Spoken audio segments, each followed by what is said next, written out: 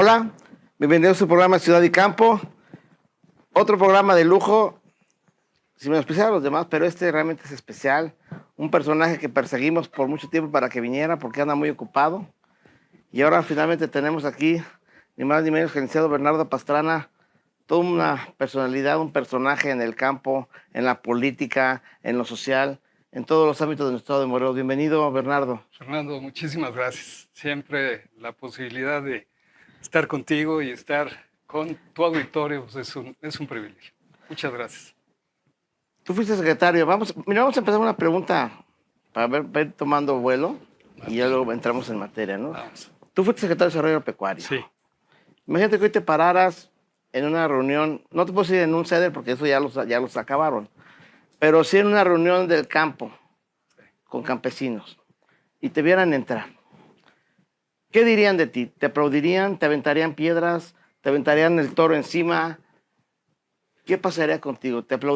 ¿Son malos que te aplaudirían o malos que te quisieran ver? No, Fernando, yo creo que una reunión de campesinos siempre da por resultado algo bueno, un propósito. Yo creo que me dirían, vente a chambear. Vamos a darle como ha sucedido en otras ocasiones, en otros espacios. Yo te diré que a lo largo de muchos años nos hemos dedicado a este tema. Soy ejidatario en Galeana, Zacatepec, Morelos. Soy productor del campo. Esencialmente hemos producido caña. La última vez teníamos maíz y ejotes ahí en la región. Y he tenido el enorme privilegio de compartir con los sistemas producto, las organizaciones sociales del campo, muchas de las tareas desde hace varios años. Me tocó estar al frente de la evaluación del Acuerdo Nacional para el Campo de abril del 2003, un movimiento muy importante a nivel nacional que cimbró las posibilidades de un gobierno que era heredero de un acuerdo de libre comercio y que dejaba en disparidad muchas de las tareas del campo entre México y Estados Unidos, básicamente, un poquito menos con Canadá, pero esto era parte de los problemas y es parte de la discusión, es el acuerdo que se tiene que llevar a cabo siempre en cualquier acto donde por alguna razón se reúnan productores campesinos del campo de México y del campo morelense. Fíjate que yo sí puedo decirte que si yo formara parte de esa reunión, yo sí te recibiría con aplausos, porque he de reconocer que los secretarios de Desarrollo Pecuario que hemos conocido, sobre todo el del último, por ejemplo, comparado con el del sexenio pasado, que fue verdaderamente lamentable. Fue una tragedia, ¿no? Yo así lo veo, desde el punto de vista de la porcicultura y de otras muchas ramas más. Tú fuiste de los mejores secretarios de Desarrollo Pecuario que hemos tenido y hay mucha gente que te recuerda con cariño. Gracias. Platícanos por qué crees que puedo hacer eso. O sea, ¿cómo lograste ese efecto? ¿Por qué? ¿Qué hiciste que la gente te aceptara? Mira, yo creo que hicimos lo que teníamos que desarrollar y hacer. Entender un poco la actividad a lo largo de varios años previos también, antes de estar aquí en la Secretaría. Tuve la oportunidad de ser legislador federal y estuve yo con un tema muy importante para nuestro estado y para el país, que era el tema del sector azucarero. Ahí pudimos impulsar la ley, lo que hoy es la Ley de Desarrollo Sustentable de la Caña de Azúcar. Pero esto fue de alto impacto, te quiero comentar para tu servidor en lo personal, porque encontramos en una dinámica muy diferente en nuestro país a un sector históricamente firme, fuerte, muy debilitado en esa circunstancia. Había pasado a una etapa años atrás, 10 años atrás, de una nueva privatización, nuevos dueños, propietarios de ingenios azucareros en el país, con las ventas que se llevan a cabo de manera generalizada a partir del sexenio de Miguel de la Madrid, y que fueron 62 ingenios en suma los que habían pasado nuevamente al sector privado. Y en 2001, en septiembre, el entonces presidente Vicente Fox decreta una expropiación de los ingenios, 22 ingenios azucareros.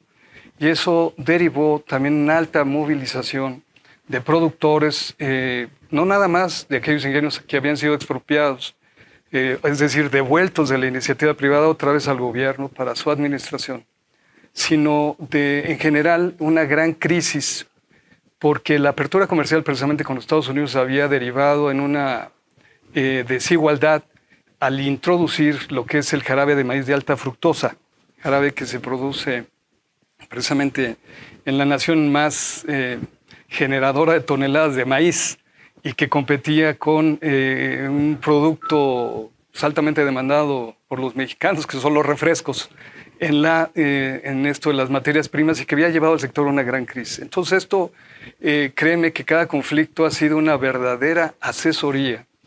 Y pasando de lo que fue el Congreso a la Secretaría de Agricultura, a la Zagarpa en aquel entonces, con ese tema en específico, pues nos fueron encomendadas otras tareas adicionales, de tal suerte que cuando tuvimos la oportunidad de regresar al Estado y al frente de la Secretaría de Desarrollo Agropecuario, pues el conocimiento de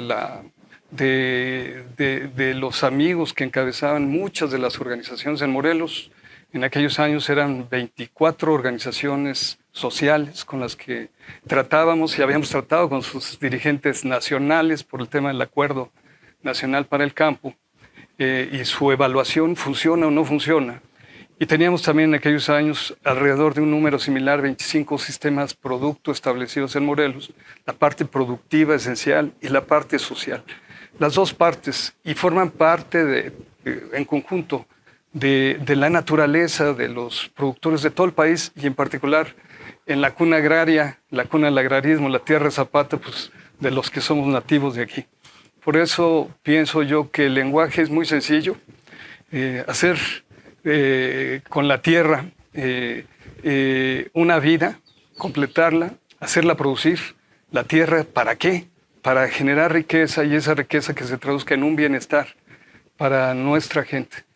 Te digo, soy ejidatario en Galeana y parte de las tareas y de nuestras asambleas y todo aquello tiene que ver cómo hacemos que las cosas funcionen bien, cómo hacemos un buen uso y aprovechamiento del suelo y del agua, cómo tenemos mayor producción, cómo agradecemos esta tierra bendita que es Morelos, tierra generosa, yo siempre lo he dicho, porque tenemos altos rendimientos en sacarosa, en caña, más que en ninguna parte del país, 15 estados donde se produce caña y azúcar, aquí es donde tenemos más contenidos de sacarosa, el mejor arroz del mundo, tenemos los mejores higos, los frutales y todo eso derivado no nada más de la naturaleza y de la mano de Dios que ha acompañado esto, sino también del esfuerzo humano de miles de mujeres y hombres empeñados en el campo a hacerle producir y darle de comer y alimentar al resto de la población.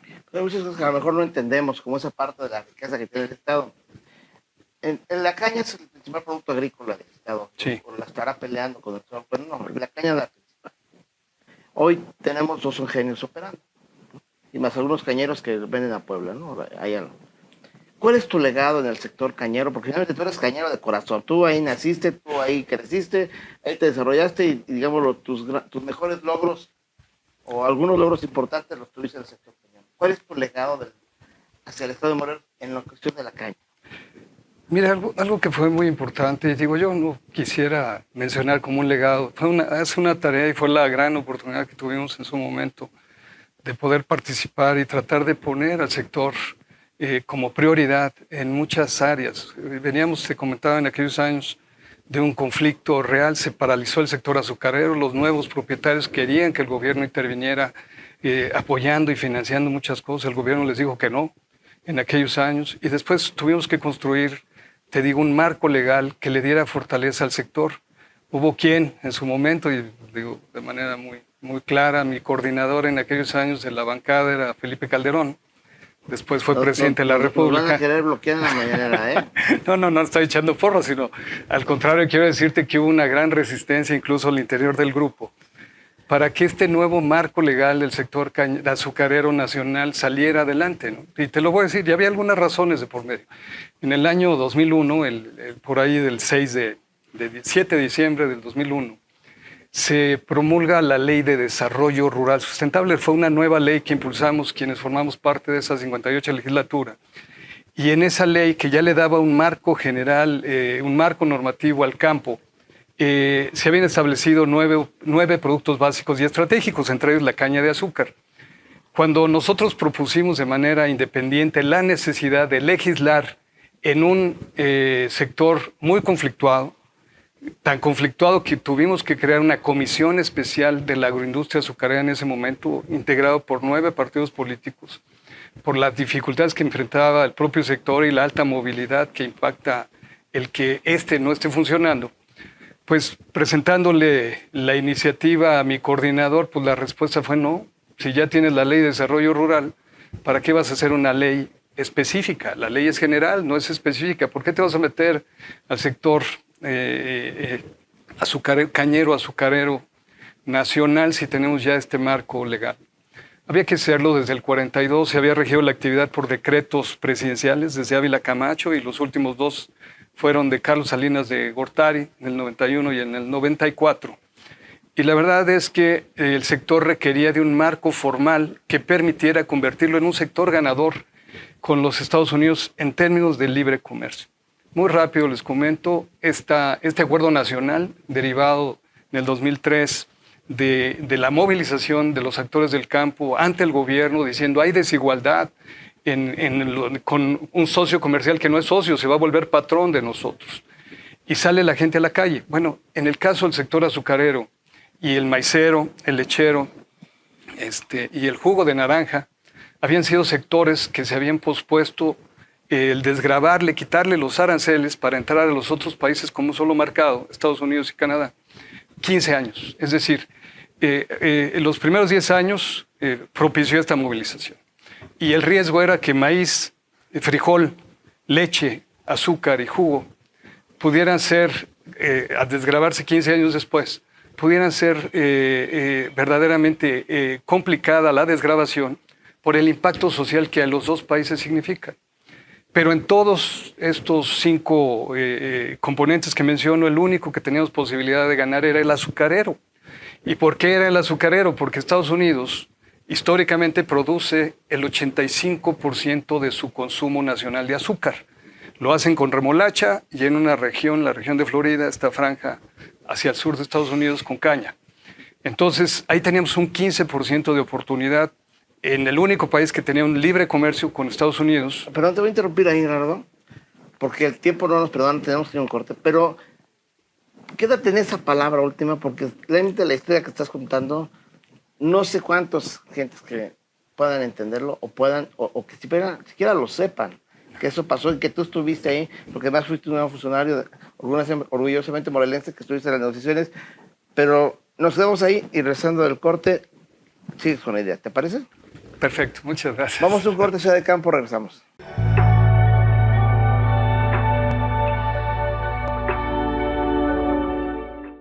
Lo más relevante de la información local y también del acontecer de la vida diaria lo vas a encontrar aquí. Síguenos a través de nuestras redes sociales de Lo de Hoy Morelos en nuestra segunda emisión de 2 a 3 de la tarde y la tercera de 8 a 9 de la noche. Por supuesto, también en el canal Televisión Abierta 10.1 ViX Televisión. Hola, ¿qué tal?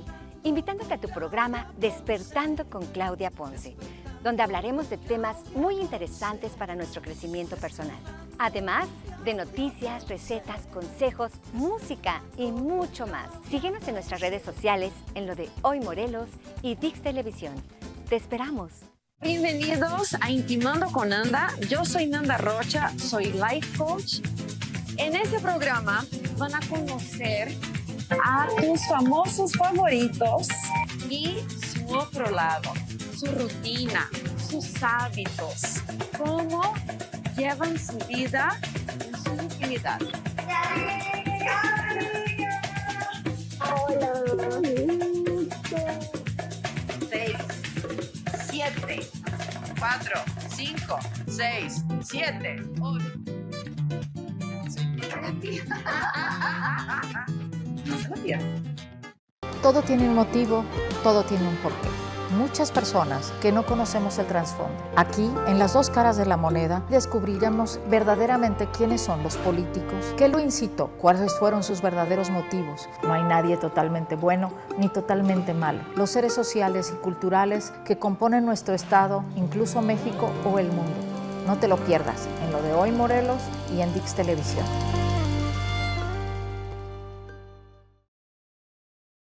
Para comenzar el día bien informado gustado, acompáñenos de lunes a viernes de 8 a 9 de la mañana en la primera emisión de Lo de Hoy Morelos con Dulce Maya. Síganos en nuestras plataformas de Lo de Hoy Morelos, aquí por el canal 10.1 de Televisión Abierta.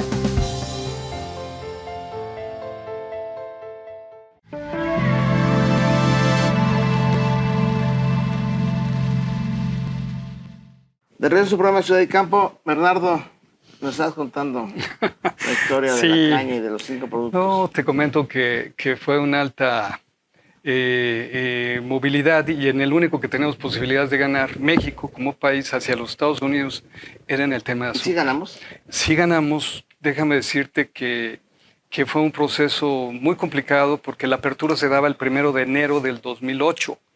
Para ese entonces teníamos que tener un sector preparado y los conflictos se dieron, por ejemplo, la expropiación de los ingenios desde el 2001 y después había que constituir los elementos que le dieran fortaleza al sector.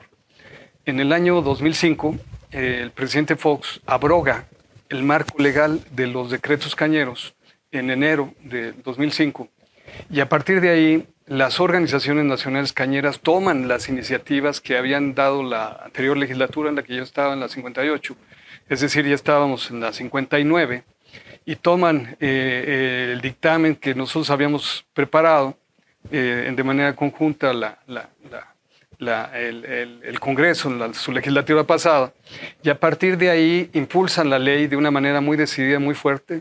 Hubo una gran resistencia también del presidente, anunció con vetarla, incluso previamente a que sucediera, y no publicarla. Una vez que esta sale del Senado de la República, el presidente de inmediato la promueve una acción de inconstitucionalidad contra la ley desde Gobernación para frenarla, de tal suerte que tuvo que sentar a todos los actores a generar un acuerdo, como sucede en el campo. Llegamos a un acuerdo, la ley se hizo vigente en agosto de ese mismo año, 22 de agosto del 2005, y a partir de ahí se crea una figura nueva que es un organismo público centralizado, con recursos propios, que ha perdurado. Fernando, déjame decirte que esto lo arrancamos en el régimen del PAN, siguió el régimen del PRI con Peña Nieto y hoy en el gobierno del presidente López Obrador sigue siendo vigente este organismo público centralizado y deriva en un programa nacional de la agroindustria de la caña de azúcar. La satisfacción para tu servidor fue formar parte de la creación de esta ley y después de la ejecución de la ley. Fui el responsable total, lo redacté prácticamente completo, el primer programa nacional de la agroindustria de la caña de azúcar, que echó a andar aquí en el CIMIT, en Tlaltizapán, el presidente Calderón entonces, en abril 2007, y que después, repito, para el 2013 el presidente Peña y para el 2019 el presidente López Obrador vuelven a tomar este programa nacional de la agroindustria de la caña de azúcar. Y esto es muy valioso porque, más allá de que lo hayamos redactado, fue un trabajo de 2 años previo entre todos, en reuniones muy álgidas, muy complicadas.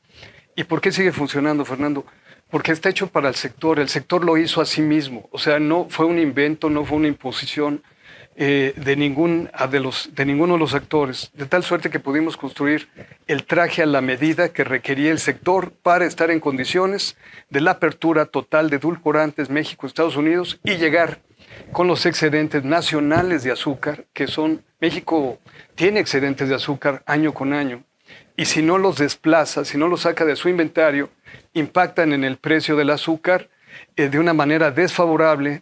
Y hay que reconocer que los productores, su lucha desde hace más de 60 años, ha sido tener indexado el valor de la caña al precio del azúcar. Es decir, de 1 kilo de azúcar, el 57% del kilo de azúcar de un mercado ponderado, una fórmula compleja, es lo que reciben los cañeros en todo el territorio nacional y una compensación por los contenidos de sacarosa que se hayan desarrollado en estas regiones.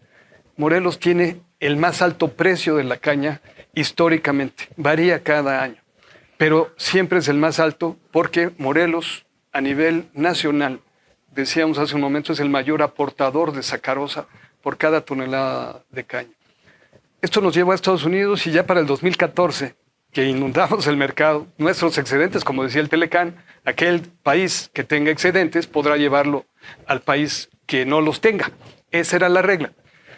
Se llega con todo el exceso de azúcar y entonces el gobierno norteamericano pone un freno. Y una controversia, ¿no? Una controversia en el 2014 muy compleja que nos llevaron a acusar por dumping y por respaldo a subsidio y documentaron perfectamente lo que fue la expropiación, la participación de lo que fue el fideicomiso que administró los ingenios, el Fondo de Empresas Expropiadas del sector azucarero. Y a partir de esta dinámica de controversia comercial, se llegó a un acuerdo conveniente para México, se fijó una cuota que prácticamente es conveniente. Estamos casi llevando cerca del 1.000.000 de toneladas a Estados Unidos de excedentes azucareros, andan rondando las 900.000, 1.000.000 de toneladas, en condiciones favorables para México. Es decir, México abastece su mercado nacional, somos autosuficientes, en promedio, dando cifras, casi 6 millones año con año de producción de azúcar en el país. 4 comemos los mexicanos. Nadie llega con azúcar acá, es nuestra azúcar. 1.000.000 prácticamente al mercado Tecmec ahora, anteriormente Telecan, y el otro 1.000.000 de excedentes. Es un mercado complejo de remates a nivel mundial en el cual México es preferible llevar ese azúcar a ese mercado que dejarla en el mercado nacional porque, insisto, tira el precio, paraliza la actividad en su conjunto. El campo cañero está ahí, o sea, se corta la caña y vuelve a crecer. O sea, es un gran problema porque no son siembras nuevas, es decir, una renovación de cepas te puede llevar 10, 15 años. Es un energético puro la caña y se ve en el azúcar, la consumimos y nos da fuerza. Hay que consumirla con moderación, dice la OMS. Hasta el 10% de una ingesta diaria de azúcar, bueno, es suficiente, 200 calorías que podamos consumir, nos da la fuerza necesaria para construir, actuar, interactuar. Más ya puede ser riesgoso, y es cierto, son calorías vacías. Me lo dices demasiado tarde. No, pero bueno, es toda una actividad de todo el mundo el tema azucarero, y te digo, lo valioso yo creo es que hay orden en el sector. Hoy se trabaja gobierno, con cifras reales, cuánta azúcar entra, cuánta necesitan, cómo vamos a mover esta actividad. Y se nota en el esquema de producción pacífico que tiene un sector que históricamente ha sido muy beligerante. Hay alguna situación y cierran, toman bodegas, oficinas, calles, carreteras. Quiere decir que el campo cañero hoy en día está trabajando a nivel nacional bien. Porque otra área beligerante, pero que es en contra del productor. En el caso de Morelos, el arroz. El arroz antes había problemas comerciales porque no había denominación de origen. Hoy que hay más una denominación, que ya existe la denominación de origen, ahora no hay arroz. Ahora cambia la cosa, disminuyó mucho la superficie de siembra. Tú participaste activamente, de hecho, podemos decir que tú eres el padre de la denominación de origen del arroz, porque tú fuiste el que lo concretó. Y hoy, ¿cómo ves? Platícanos cómo fue el proceso y cómo ves la situación actual. Sí, Fernando, mira, esto es algo que verdaderamente tiene que llenarnos de fortaleza a los productores y a los tomadores de decisiones en Morelos para actuar decididamente hacia un sector que debe ser ganador e históricamente, insisto, brillante como es el sector arrocero estatal. Durante muchos años, una vez reconocido en distintos eventos internacionales la alta calidad que lo llevó a decir el mejor arroz del mundo al arroz de Morelos, sucede lo que sucede cuando hay un producto ganador. Empieza el pirateo del nombre, el pirateo de la marca. Había marca Morelos, producido en el Estado de México, incluso reenvasado en el Estado de México, porque el Tratado de Libre Comercio, como comentábamos, generó asimetrías, generó oportunidades. Mencionaba una exitosa como el sector azucarero, pero en el caso del sector arrocero, del 1.000.000 de números cerrados, arriba del 1.000.000 de toneladas de consumo nacional de arroz que tiene nuestro país, el 75% es importado de arroces asiáticos que llegan a Estados Unidos y después por el Tecmec llegan a los anaqueles de nuestro país. Cuando en el año 2009 iniciamos el proceso para obtener la denominación de origen del arroz del Estado de Morelos y la obtuvimos en el 2012, febrero 16, 2012, que nos la entrega la Secretaría de Economía con Bruno Ferrari, era entonces el secretario de Economía aquí en la ex hacienda de Temisco, en un evento simbólico y trascendente, porque es la única denominación de origen de arroz para todo el continente americano. Y hay otras 5 denominaciones de origen que están prácticamente en el territorio europeo, lo que es España, Italia y la región de Macedonia, en Grecia y Bulgaria. Estas variedades de arroz que han logrado denominación de origen tienen un mercado muy amplio. En aquellos años, decía yo, arroces en anaquel a 8 pesos el kilo. Y el arroz de Morelos a 22, 25 pesos el kilo. El consumidor no podía ni siquiera detenerse a pensar que, a pesar de la alta calidad que tenían los arroces producidos en 4 molinos del estado, 3 eran sociales en aquel momento y un particular, no podíamos considerar siquiera competir con estos arroces asiáticos. Por eso se hacía obligada abrir una ruta que nos llevara a un mercado diferenciado con esta denominación de origen. Seguimos la ruta que habían tenido en la península los yucatecos, la ruta administrativa y de acopio de información con el chile habanero. En aquel entonces lo lograban, estaban próximos a lograrlo, lo lograron. Seguimos desde la Secretaría de Desarrollo Agropecuario, todo un equipo fuerte. Yo vuelvo a repetir quién es el verdadero artista y actor y protagonista de la denominación de origen del arroz del estado de Morelos, el INIFAP. El INIFAP, este instituto creado en nuestro país, desarrolló en Morelos, en su campo experimental de Zacatepec, variedades del arroz que lo fueron mejorando. Y la denominación de origen se impulsó para proteger 3 de estas variedades. Bernardo, otra vez, te vuelvo a interrumpir ahí porque el tiempo no, tenemos tiempos, pero quédate con el tema del INIFAP y de las 3 variedades que desarrollaron, porque hoy el INIFAP prácticamente está desahuciado, ¿no? Y fíjate qué cosas tan importantes llegó a hacer, entre otras más. Sí. Entonces vamos a un corte y regresamos, ¿te parece? Regresamos. Vamos a un corte y regresamos. Muchas gracias.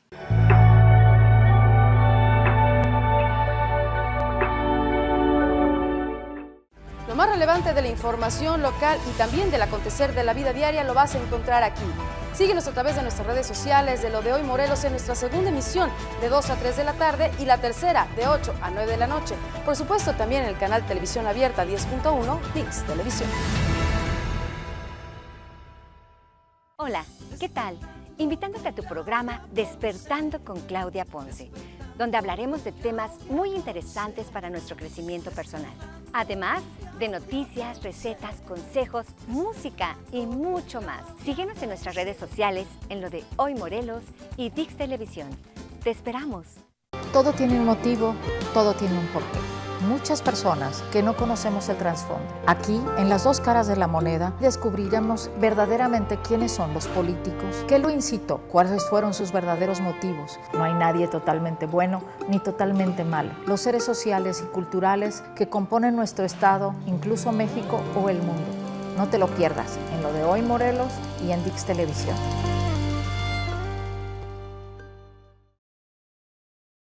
Para comenzar el día bien informado, acompáñenos de lunes a viernes de 8 a 9 de la mañana en la primera emisión de Lo de Hoy Morelos con Dulce Maya. Síganos en nuestras plataformas de Lo de Hoy Morelos, aquí por el canal 10.1 de Televisión Abierta.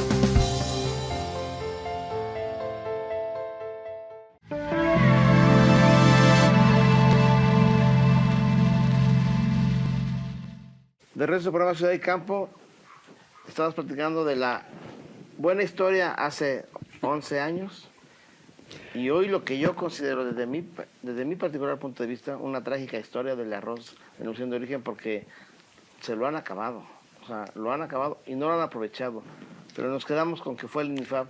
Sí, mira, el INIFAP te comentaba con todo... Por cierto, que en paz descanse prácticamente. Dios quiere, no.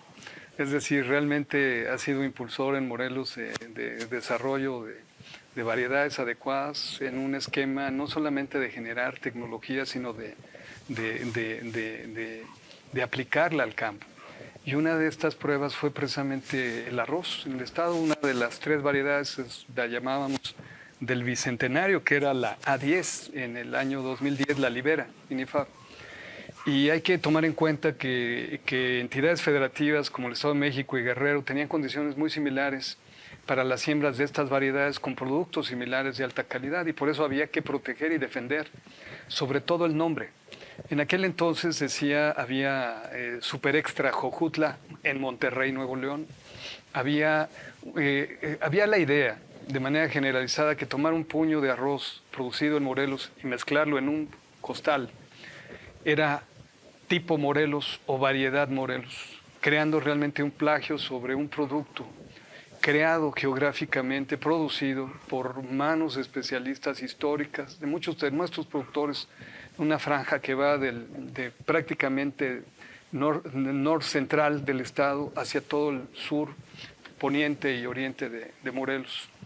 22 municipios protegidos, y esto daba la oportunidad de un mercado importante. Lo vemos siempre con el tema del tequila. El tequila, con su denominación de origen, una franja en 5 entidades federativas, da por resultado que, a pesar de los buenos destilados que pudieran producirse en África o en otras regiones del mundo, no pueda ser considerado llamado el producto tequila porque está protegido. Y eso era lo que se impulsó y lo que se logró. Es decir, el arroz del estado de Morelos es un arroz protegido y es un arroz que tiene que tener una suerte distinta.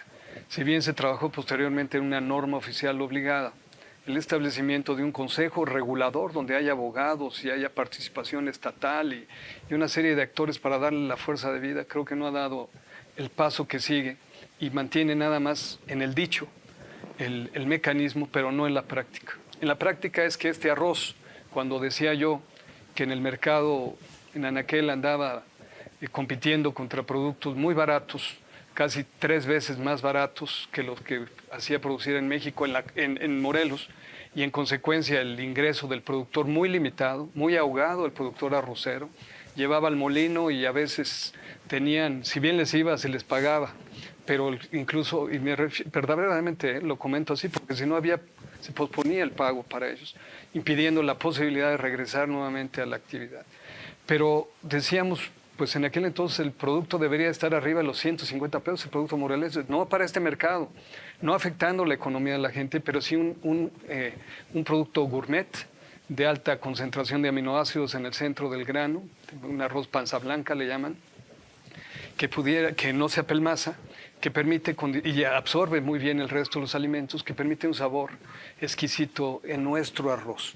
Y esto, Fernando, lo único que requiere es el mercado adecuado y realmente el esfuerzo estatal, porque todas las denominaciones de origen que tiene nuestro país son acompañadas por esfuerzos estatales, porque no está en manos de los productores, no está en manos de los transformadores, los molineros, en el caso específico del arroz, está en manos siempre de un actor que genera una intermediación efectiva, creando infraestructura adecuada, conectividad, es decir, en otras partes del mundo, en la Unión Europea, poder consumir un arroz donde sepa que fue hecha por un productor con el nombre y el apellido del productor, en qué latitud, qué cosecha es, qué variedad, toda esta información en un empaque adecuado que le permita una ganancia extraordinaria a todo esto. Es que llegó a tener. Se llegó a caminar igual con una marca propia del Estado de Morelos antes y después con la denominación de origen. Pero durante los últimos 2 administraciones poco se ha hecho para que esto pueda caminar.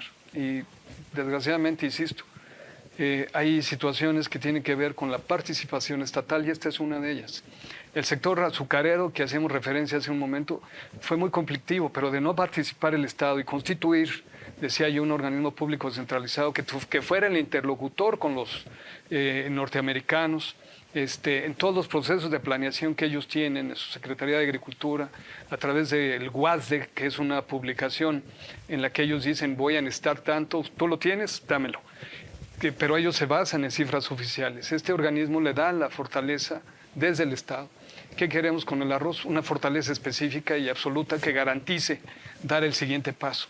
El bienestar se vería en el campo, se vería en el ingreso del agricultor. en el arrocero, en la difusión específica, no a nivel de su procesamiento, a nivel de su producción, o sea, producir el arroz, producir esas 3 variedades, tener un ingreso adecuado y tenerlo principalmente en mercados internacionales, globales, que garanticen un ingreso suficiente y digno a quienes en Morelos lo están desarrollando. Te decía. Pero por ejemplo, mira, en Morelos en tus tiempos, ¿cuántas hectáreas sembraban de arroz? ¿1,500? Llegamos a disminuir hasta 1,000 hectáreas, que era muy poco. Estamos abajo de 700, estamos Sí. por ahí de las 600 Sí, hectáreas. O sea, sí, y es de subsistencia. y es de Fernando. subsistencia. Y no debería ser O subsistencia. sea, están vendiendo la arrocera de Emiliano Zapata. Está en el municipio de Zapata, una muy bonita que acabó. La de Jojutla salió afectada en el 17. No sé qué hicieron cómo lo invirtieron, cómo lo arreglaron, pero hasta el momento todavía no se ha puesto en pie como debiera. O sea, el sector arrocero en el estado no de ninguna manera funciona como estuvo planteado, como se puede haber planteado. ¿Cómo se soluciona? Con voluntad y verdadero compromiso. Y esto te lo puedo decir. Cuando iniciábamos en aquellos años ahí en la Secretaría, en el trabajo interno, 277 empleados que éramos de la Secretaría de Desarrollo Agropecuario en ese momento, el proyecto de la denominación de origen, es decir, este tenía que ser la tarea fundamental de todos los que integramos esta secretaría, conjuntando los esfuerzos. Nosotros no producíamos, pero teníamos el contacto con los productores. Nosotros no investigábamos, pero estábamos con el INIFAP. Nosotros no éramos dueños de las tierras, pero se generaba toda una dinámica que tenía que estar orientada en ese sentido, Fernando, a ganar. Y cuando yo hablo de voluntad y compromiso es que algo de los ingredientes que requiere un proceso tan importante, no para Morelos, a nivel global, como puede ser el champán o el gruyère, todas estas productos alimenticios de alto rango a nivel global, en ese nivel está el arroz del estado de Morelos y es en el nivel que no ha podido alcanzar. ¿Estás diciendo que el arroz podría estar al nivel de la champaña, Sí, del claro, caviar? claro que sí.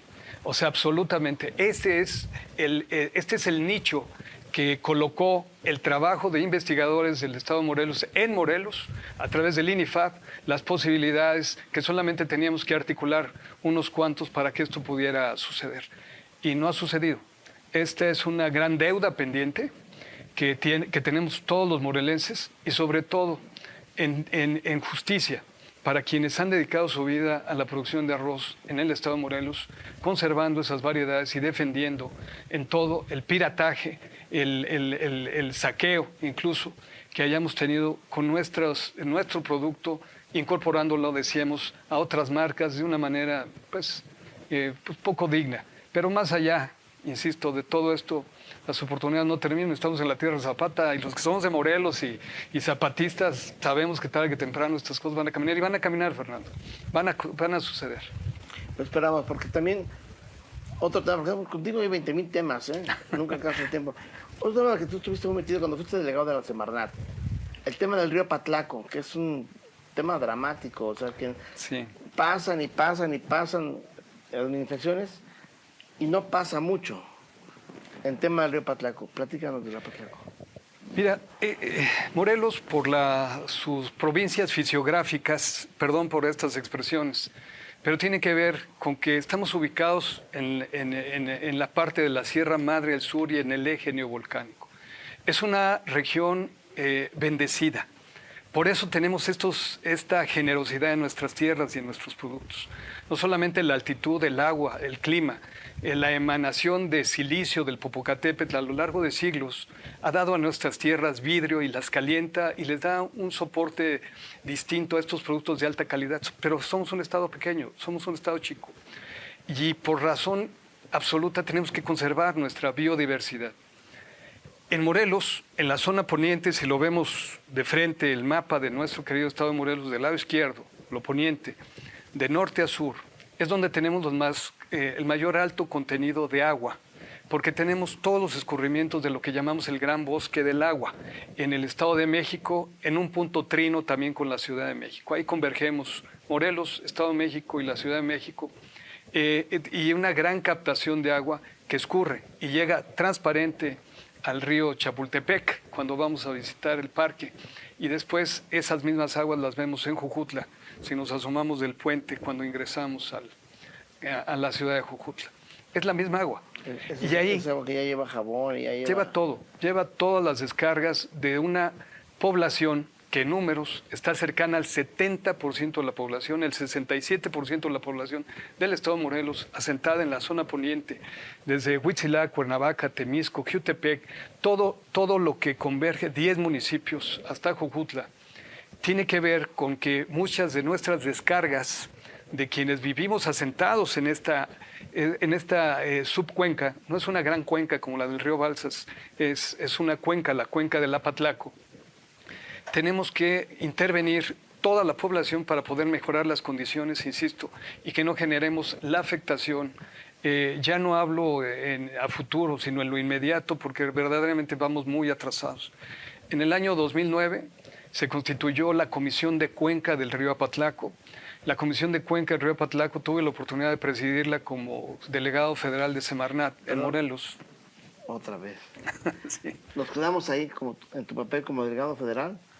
Hablamos del tema del Apatlaco. Muchas Después gracias. del corte, ¿te parece? Muchas gracias, claro que Quédate sí, en esta Fernando. idea, ¿eh? Gracias. Regresamos, vamos a un corte y Ciudad de Campo.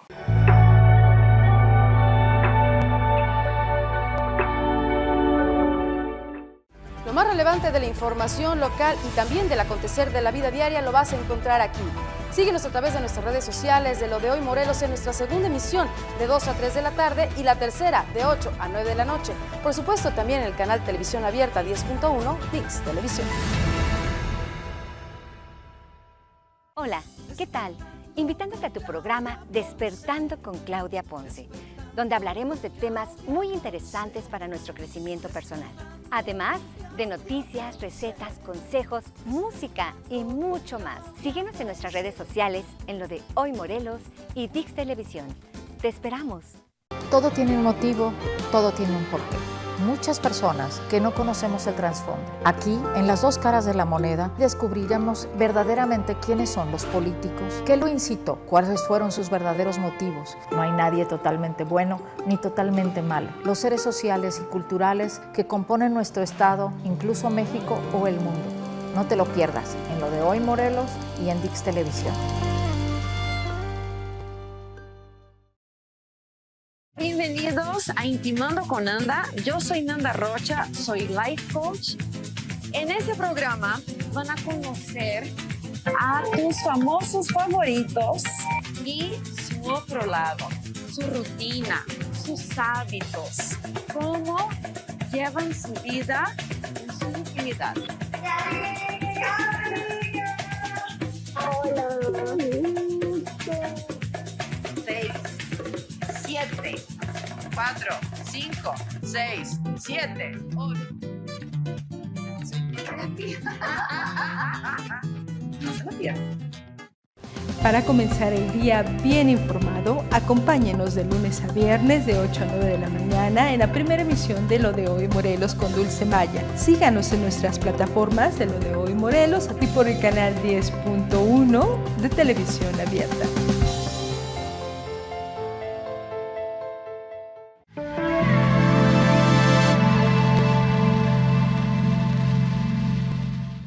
Te regreso al programa Ciudad de Campo, pero nos quedamos en el tema del Apatlaco.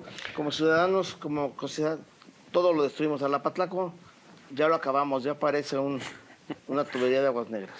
Fíjate, y muy lamentable, decíamos que es importante siempre tomar en cuenta, Fernando, que la población en todas partes del mundo se volvió sedentaria en las cuencas. Es decir, es ahí donde encuentran el agua, donde encuentran el alimento, donde construyen sus ciudades. Y en el caso de Morelos es la cuenca o la subcuenca del río Apatlaco, que tiene, decíamos, la posibilidad de generar la riqueza que nuestro estado produce. Pero afectarla ambientalmente significa dañarnos todos y un día tener que emigrar, como sucedió con las grandes civilizaciones históricas que un día abandonan las cosas. No es un presagio, es simplemente hacer mal las cosas deriva también en algo negativo. En Morelos se constituyó la Comisión de Cuenca del Río Patlaco, la Fundación Gonzalo Ríos Arronte con el Instituto Mexicano de la Tecnología del Agua crearon un plan de acción y a partir de eso se empezaron a ejecutar con un presupuesto importante algunas de las tareas, plantas de tratamiento que después dejaron de funcionar por el alto costo de su mantenimiento, decían los alcaldes. La única forma de recuperar una cuenca de manera absoluta es cuando la gente emigra y se va y entonces se recupera sola, porque el agua tiene esa virtud y esta posibilidad de ir decantando poco a poco y volver a su estado original. Como eso no va a suceder, tengamos en cuenta siempre que requerimos mecanismos que garanticen el cuidado del medio ambiente y sobre todo donde vivimos todos. Es algo fundamental que deriva siempre, Fernando, en tareas comprometidas, no en discursos. Que es un problema porque de discursos no pasamos y tenemos pocas acciones. Pero fíjate, al final de cuentas, ponte a pensar, hoy, Bernardo tuviera la posibilidad de decir, tú vas a ser gobernador. Pensemos que la democracia se hace a lo Bernardo Pastrana. Y tú puedes designar a nuestro gobernante en turno. Viene el 24. Sabemos que tú has sido político de carrera, lo sigues siendo, sigues participando, conoces el medio. Y has estado en varias partes. Si hoy fuera la decisión tuya, dijeras, ¿a quién pondrías de gobernador? Tomando en cuenta los que están en la cartera, ¿no? Margarita González Arabia, de los que suenan, Rabín Ranat, Salazar, Rafa Reyes, Juan Ángel de Jutla, Lucy Mesa, por el otro lado, Uriostegui, Ángel García, que son los que suenan por ahí, y algún otro que se pueda medio apuntar. Pero sobre eso está. Y yo lo reduciría a 4. Rabín, Margarita, José Luis Uriostegui, Ángel García. En estos cuatro. ¿A quién pondrías? ¿Y por qué? Mira, yo quiero decirte que en primer lugar Morelos necesita un morelense, hombre o mujer, para que lo gobierne. Y en ese tenor y en acotarlo como tú lo haces, Fernando, que además te felicito y te agradezco, siempre pones el dedo en la llaga. ¿Por qué le damos vueltas? O sea, me vas a empezar a decir, es que debe ser muy bueno y no malo, no, pero ya hay 4 perfilados. O sea, los demás son parte del relleno. Yo no puedo dudarlo ni tantito. A Rabín Ranat Salazar Solorio.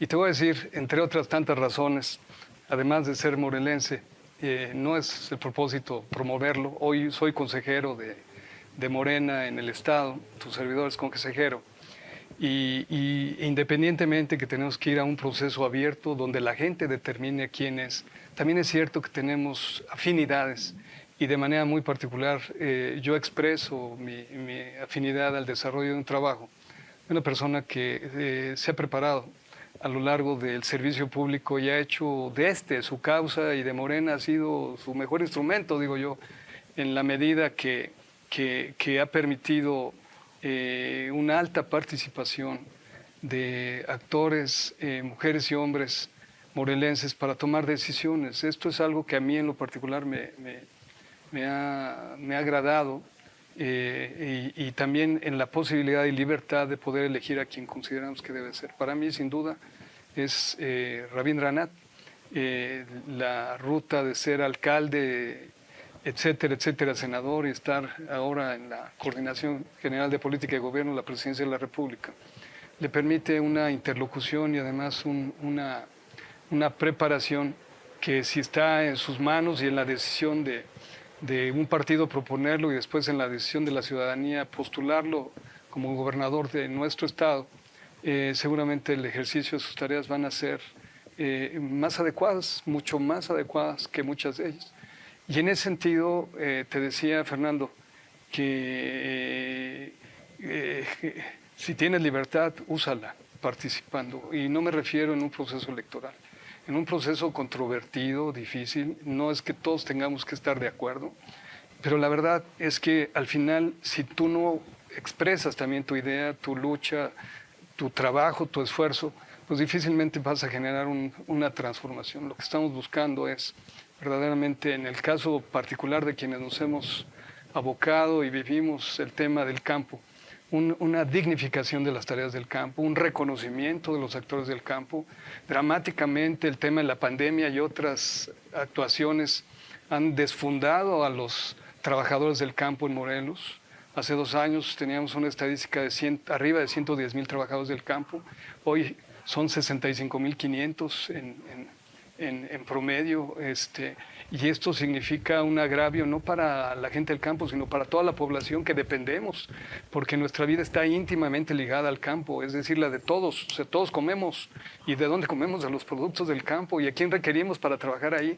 Pues a quienes han tenido la vocación histórica de arraigarse y de generar día a día, a pesar de las adversidades, los productos que consumimos. Necesitamos un Estado rector de la actividad primaria en Morelos.